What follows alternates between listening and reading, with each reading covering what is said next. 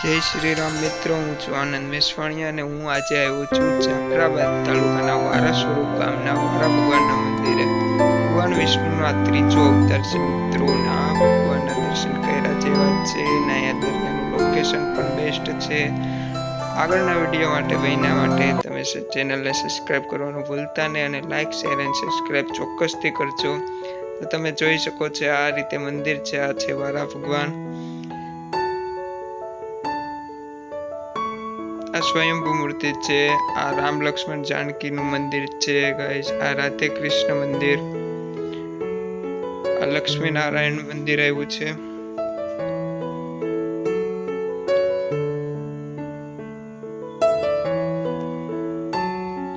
પરમેશ્વર મહાદેવ આપણા સૌના પ્રિય ભોળાનાથ.